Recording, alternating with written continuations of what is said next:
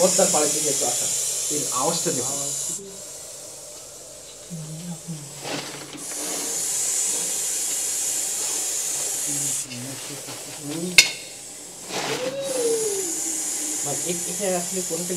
বর্তমানে Russell's viper বাংলাদেশের একটি আতঙ্কিত সাপ।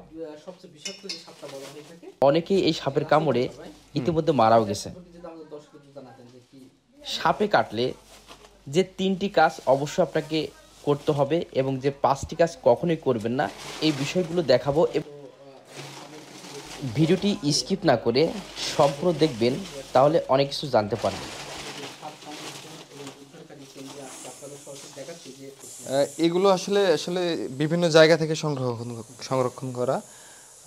যেখানে যে কটা দেখতে পাচ্ছেন বিভিন্ন জায়গা থেকেই, যেমন কিছুটা হচ্ছে গোদাগাড়ি থেকে, আমাদের পদ্মার পাশ থেকেই। আমাদের পদ্মা যত দূর নিয়ে আছে প্রায় এই রাসেল ভাইপারটা সেই দিক দিয়ে ছড়িয়ে গেছে সম্পূর্ণ। যদি কোনো বিষাক্ত সাপ কামড় দেয়, সেক্ষেত্রে আপনারা কি করবেন? দ্রুত চিকিৎসকের শরণাপন্ন হবেন। হাত পা ভাঙলে যেমন করে শক্ত কিছু দিয়ে কাপড় দিয়ে হালকা করে বাঁধা হয়, সেভাবে বাঁধবেন। সাপে কাটা পেশি যতটা সম্ভব নাড়াচাড়া কম করবেন। পেশির নাড়াচাড়া যত কম হবে, বিষ তত কম ছড়াবে। এখন আসুন, যে ভুলগুলো আমরা করে থাকি এবং এতে আমাদের জীবনটা বিপন্ন হতে পারে, মৃত্যু ঘটতে পারে, সেই বিষয়গুলো বলবো।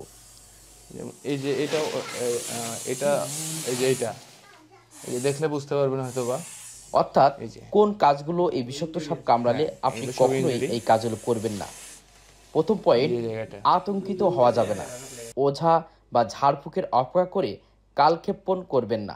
চিকিৎসক দেখার আগ পর্যন্ত কিছুই খাওয়া উচিত হবে না। কোনো মলম বা মালিশ লাগানো উচিত না। সাপে কাটা জায়গায় শক্ত করে বাঁধা, কারণ রক্ত জমে গিয়ে আক্রান্ত ব্যক্তি পঙ্গু হয়ে যেতে পারেন। এই ভুলগুলো গ্রাম অঞ্চলে অনেকেই করে থাকেন, যারা অনেকেই মনে করেন যে সাপে কাটলে ওঝা বা ঝাড়ফুঁক করলে ভালো হওয়া সম্ভব। এই ভুল কখনোই করা যাবে না। আরেকটি ভুল করে থাকেন, যেখানে বাঁধে সেখানে রশি বা দড়ি এই জাতীয় শক্ত কিছু দিয়ে অনেকেই বাঁধার চেষ্টা করে, এতে করে রক্ত চলাচল করতে সমস্যা হয়। এক্ষেত্রে কিন্তু পঙ্গু হতে পারে। অবশ্যই হালকা জাতীয় কাপড় জাতীয় কোনো কিছুতে বাঁধবেন। যে কোনো জায়গায় দেখা যাচ্ছে সাপ নিয়ে আপনি বিপদগ্রস্ত, বা সাপ দ্বারা হচ্ছে মানুষ আক্রান্ত, বা মানুষ দ্বারা হচ্ছে সাপ আক্রান্ত, এরকম সংক্রান্ত বিষয়গুলোতে আমাদেরকে যদি জানায়, তাহলে আমরা হেল্প করার চেষ্টা করি বা সেখান থেকে সাপ উদ্ধার করে নিয়ে আসার। না, বিষাক্ত সাপে যদি কখনো কামড় দেয় আর বিষপুষ যদি হয়ে থাকে তার শরীরে, তাহলে এটা কখনো সম্ভব না যে ঝাড় ফু দিয়ে তার শরীর থেকে বিষ বের করা। হ্যাঁ হ্যাঁ, এটার জন্য তার একটাই প্রতিষেধক, সেটা হচ্ছে অ্যান্টিভেনাম।